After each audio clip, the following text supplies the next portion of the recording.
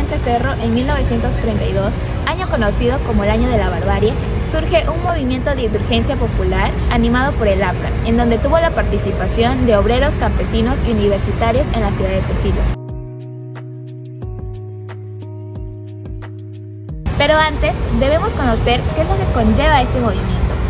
Tras 11 largos años del gobierno de Leguía, conocido como el Onceño, que abarcó desde 1919 a 1930, un gobierno de carácter autoritario, la oligarquía pierde el control monopólico y surge la clase media acomodada como un nuevo actor político.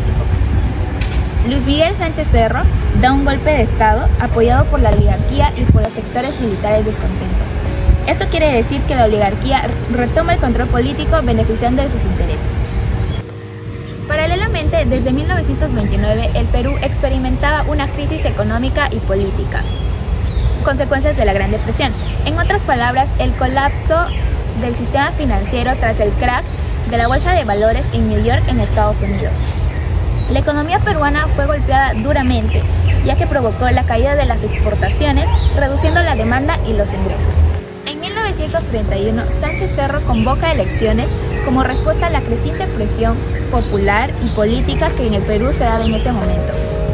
Se dan las elecciones y además surge la creación de un organismo importante, el Jurado Nacional de Elecciones. El APRA participaría de estas elecciones convocadas por Sánchez Cerro. Dicho partido daba un mensaje que enfatizaba en la idea de concretizar la democracia, mensaje que causaba temor en la oligarquía. En estas elecciones se confrontaron Víctor Raúl Haya de la Torre y Sánchez Cerro, el cual Sánchez Cerro gana estas elecciones con más del 50% de los votos, y la reacción de los apristas fue denunciar de un supuesto fraude. Además, durante el gobierno de Sánchez Cerro se crea el Jurado Nacional de Elecciones, un organismo autónomo encargado de organizar y supervisar los procesos electorales. Además de todo esto, también tenemos la represión política y militar. Una vez Sánchez Cerro estuvo de nuevo en el poder, promulgó diversas leyes, entre ellas estuvo la ilegalización del APRA. Esto lo puso con el pretexto de que el APRA era un partido internacional.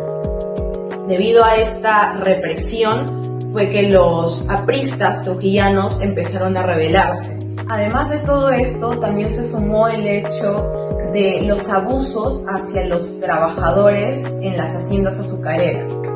Estas tres se podría decir que fueron las principales razones por las que se dio esta revolución, aunque además de esto también se usó como pretexto la ley inconstitucional que proscribía las libertades políticas y permitía la detención de cualquier ciudadano sin mandato judicial. También sumamos las desigualdades sociales de aquella época y debido a todos estos factores, como ya había mencionado en un inicio, acrecentaron el descontento social de la población trujillana de aquella época, la cual la organización sindical, que tenía una gran influencia aprista, canalizó. La Revolución de Trujillo de 1932 dejó consigo la muerte de miles de peruanos, desde soldados y guerrilleros hasta civiles.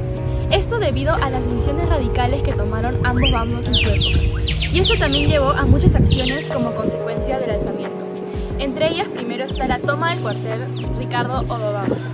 Esta fue llevada un 7 de julio en la madrugada, donde un grupo de trabajadores y obreros pertenecientes al movimiento del APRA, comandado por Haya de la Torre, decidió tomar poder sobre este lugar y entregarlo al hermano del líder aprista, Agustín Haya de la Torre. Esto tuvo el propósito de expandirse en el terreno. Asimismo, tomaron poder sobre el puerto de Salaberry. Esto fue esencial para el siguiente hecho, que vendría a ser el bombardeo de Trujillo el 10 de julio. Para controlar a los revueltos, se mandaron tropas desde Lima a Trujillo comandadas por Miro Quesada. Al ver que la resistencia era tan fuerte, tuvieron que retirarse. Esto ocasionó pérdidas de vidas y material bélico. Aprovechando que estas tropas gobernistas no fueron perseguidas, decidieron plantear una estrategia que consistía en primero volver a recuperar el puerto de Salaberry y utilizarlo como base para después comandar un ataque aéreo. Este fue considerado la primera acción de aviación militar en el Perú. Esto con el fin de limpiar los focos de mayor resistencia y ametralladoras. Incluso se pide ayuda a los Estados Unidos para poder adquirir este material, transportar heridos, etc. Sin embargo, a pesar de que Sánchez Cerro le exigió por un acuerdo que tenían, terminaron negándose ante su pedido, considerando que el bombardeo no era necesario. Por ende, se recurrió a la utilización de bombas llamadas hechizas, las cuales estaban compuestas de dinamita. Por otra parte, tenemos la masacre del Cuarto Orobá, la cual consistió en que los pocos oficiales del ejército y policías que se negaron a formar parte del movimiento aprista fueron secuestrados y llevados a este cuartel, para después ser transportados al Palacio de Iturrey, donde fueron masacrados por los presos comunes, fueron saqueados y presuntamente mutilados. Esto tuvo como consecuencia la gran enemistad entre el APRA y las Fuerzas Armadas, ya que estos tomaron la situación como un agravio imperdonable y evitarían que el APRA llegue al poder en futuras elecciones y en el resto de nuestra política peruana. Por último, tenemos las ejecuciones en Chalchán. Estas represalias del 27 de julio consistieron en que una gran cantidad de combatientes, muchos de estos que ya se habían rendido, fueron fusilados extrajudicialmente. Esto quiere decir que no tuvieron la posibilidad de defenderse ni tener un juicio justo. Fueron acusados y penalizados con pena de muerte por ser relacionados al movimiento aprista o ser culpables del alzamiento. Al final la pena solo se pudo aplicar a 42 detenidos, los cuales fueron incluso obligados a cavar sus propias tumbas.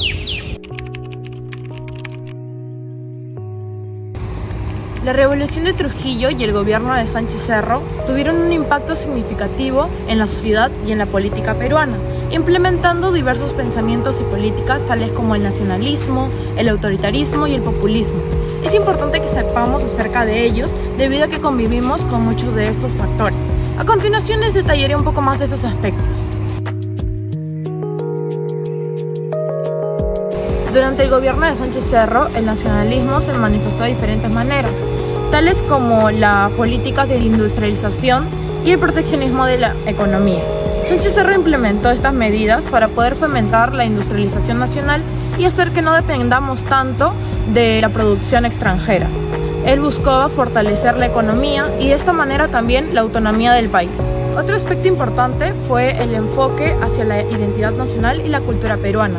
Él buscaba valorizar las lenguas indígenas y promover las diferentes culturas que el Perú nos podría ofrecer, además también de fomentar el orgullo de nuestra historia y de nuestras costumbres. En cuanto al aspecto populista, este se adoptó como una estrategia para poder conectar o vincular con las masas y apelar a sus necesidades y beneficiarlos de esta manera.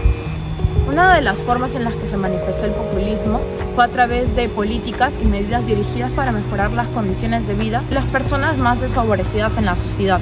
Sánchez Cerro implementó programas de ayuda social, creación de infraestructuras, el mejoramiento de la distribución de campesinos en sus tierras con el fin de ganarse su apoyo de las clases populares. Sánchez Cerro utilizó un lenguaje con el cual podía vincularse con las masas, generando así su aprobación y que ellos lo apoyaran de esta manera. Su retórica populista se centraba básicamente en defender los intereses del pueblo y luchar contra la oligarquía. En cuanto a la represión política, él reprimió cualquier forma de protesta, utilizando la fuerza policial y militar, sofocando así cualquier tipo de protesta y disidencia que ocurriera. En cuanto a la centralización del poder, Sánchez Cerro concentró el poder en su persona y en el Ejecutivo.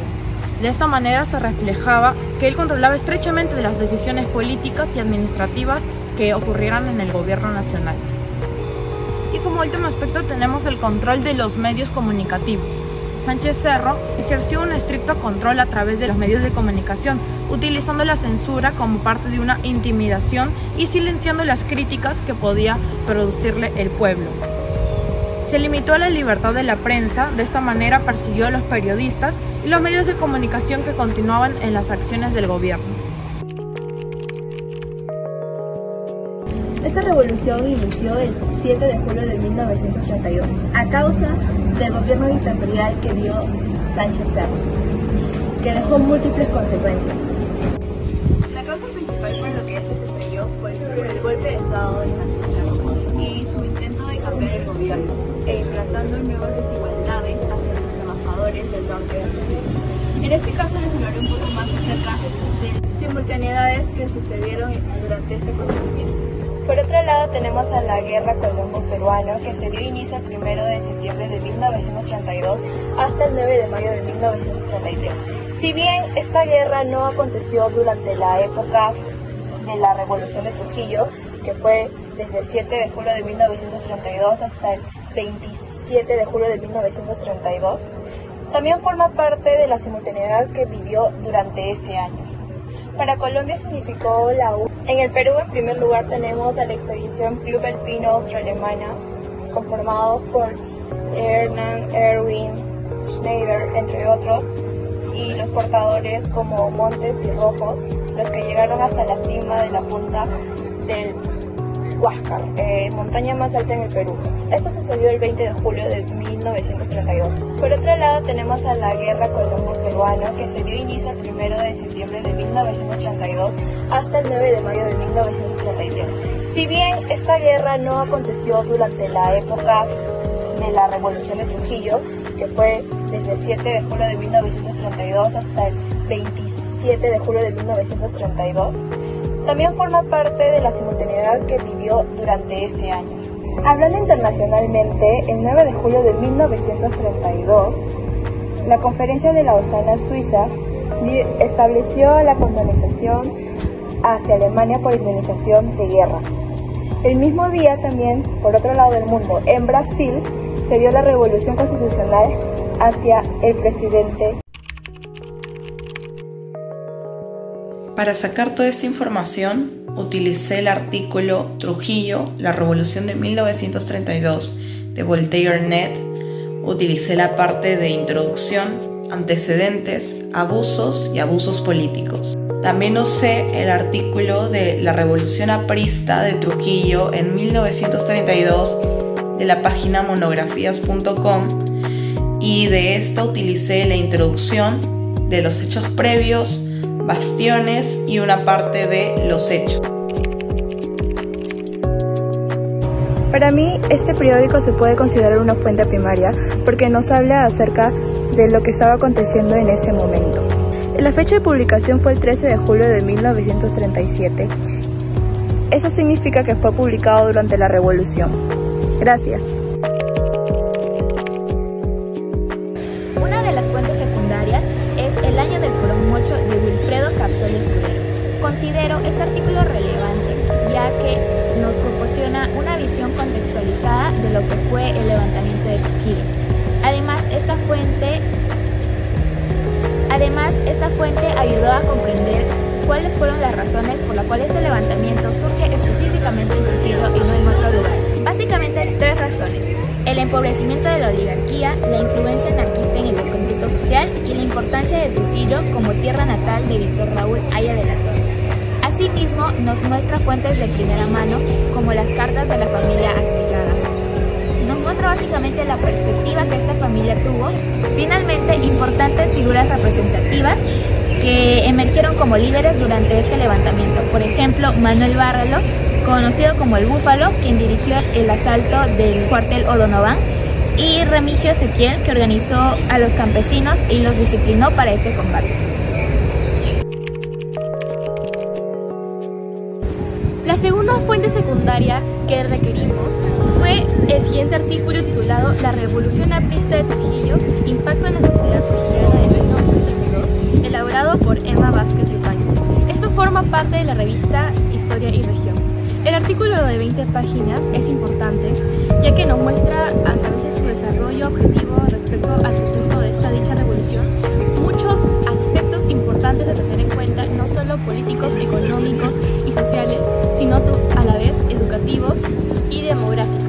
Esto nos lleva a entender como un desarrollo más completo del contexto histórico. Por otro lado, cabe recalcar que los recursos utilizados a través de dicho artículo fueron a través de citas sobre la constitución de la época. Estos secretos nos ayudan a entender un poco mejor cómo entendieron la sociedad trujillana en el momento, el impacto que iban a tener dichas leyes. Estos secretos ayudan a entender un poco mejor